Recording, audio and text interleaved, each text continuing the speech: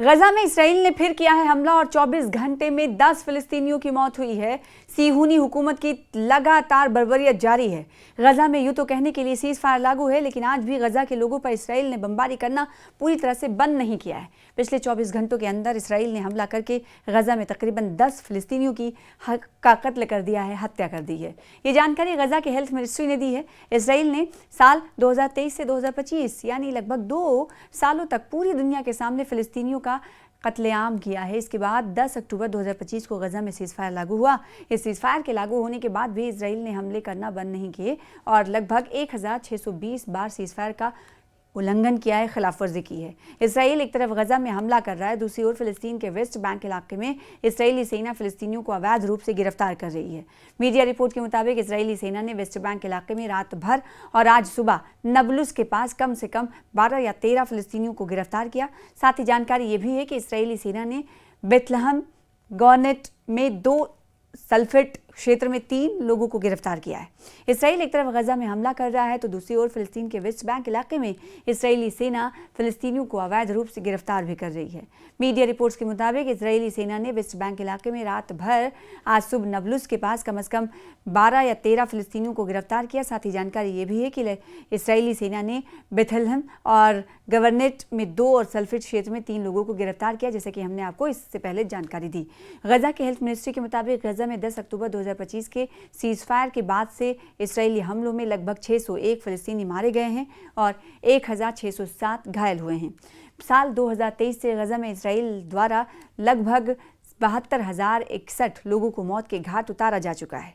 1,71,715 घायल हुए हैं।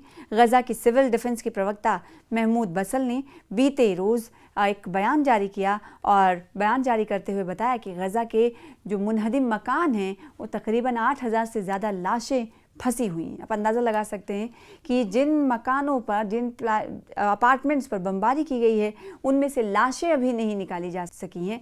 8,000 से ज़्यादा लाशें फंसी हुई हैं जिन्हें इसराइली हमले की वजह से निकाला नहीं जा सका है।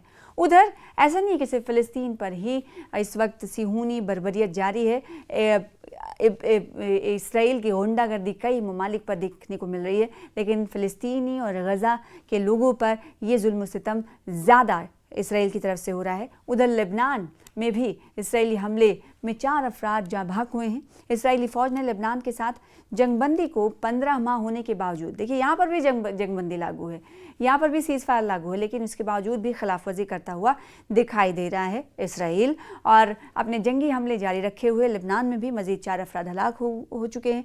इसराइली फ़ौज का ये ताज़ा हमला लेबनान के शाम के साथ जुड़ी सरहद के नज़दीक किया गया।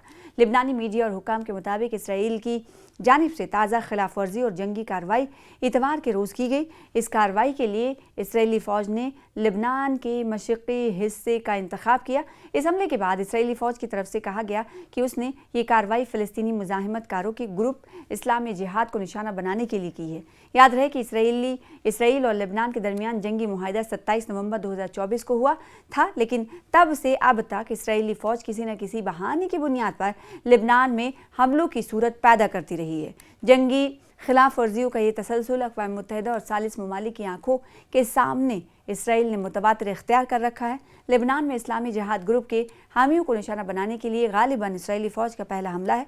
इससे कबल इसराइली फ़ौज ने कई ऐसी कार्रवाइयाँ की हैं जिनका हदफ इसराइली फ़ौज के बकौल हमास के अफराद रहे हैं। लेबनानी खबर रसां इदारे नेशनल न्यूज़ एजेंसी के मुताबिक इसराइल ने यह हमला ड्रोन के ज़रिए किया और जिसके बाद मौके से 4 अफराद की लाशें गाड़ी से मिली। ड्रोन हमला बुनियादी तौर पर एक कार को निशाना बनाकर किया गया था।